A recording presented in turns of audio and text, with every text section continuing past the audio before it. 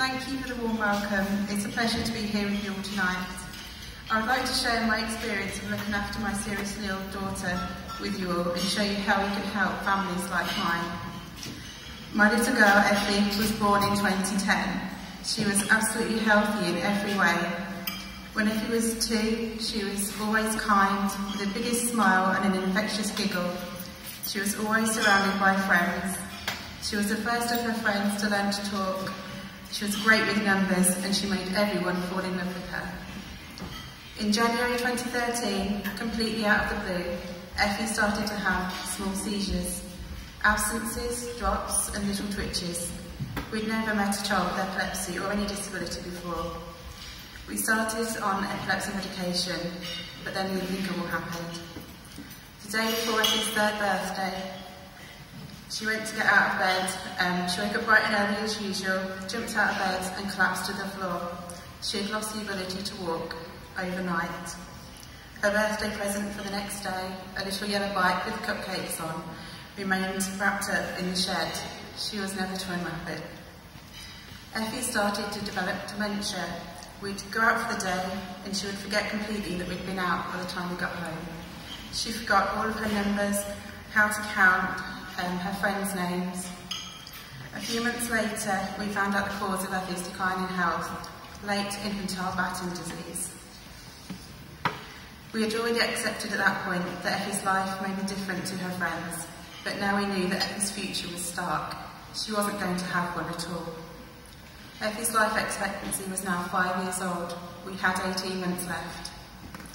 We were given Effie's diagnosis at a hospital clinic and they left us to go home alone. There was no follow-on support. We went home with a fact sheet and told to contact the hospice when we felt ready. We were on our own.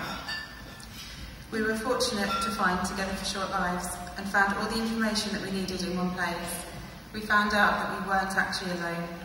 Effie was one of 49,000 seriously ill children and we were about to embark on the most hardest of journeys. Over the coming months, Effie declined rapidly.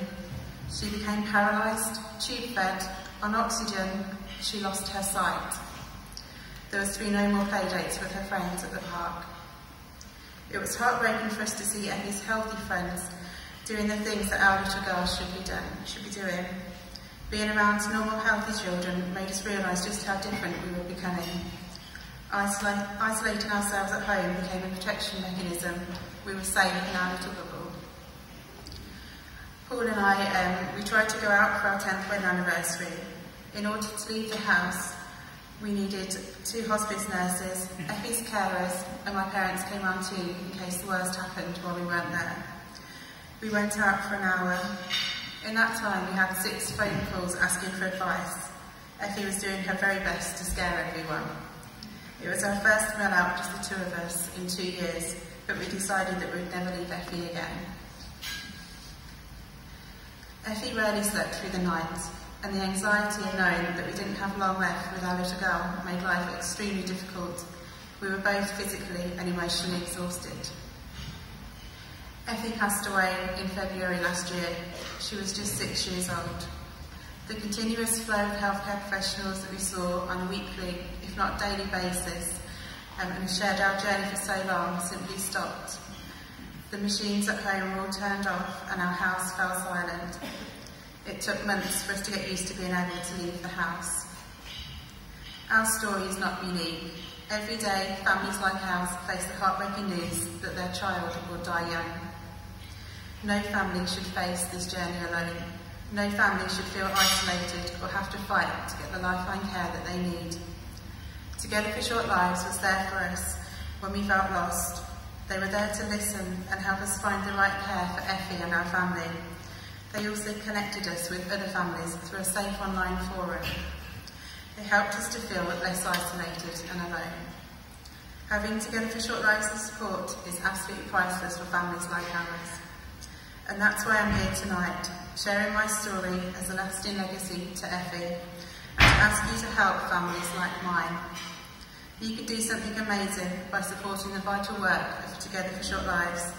It's there for families going through the unimaginable, helping families who don't know who to turn to. By supporting Together for Short Lives tonight, you'll be helping families like mine to make the very most of every moment, no matter how short life is. Thank you.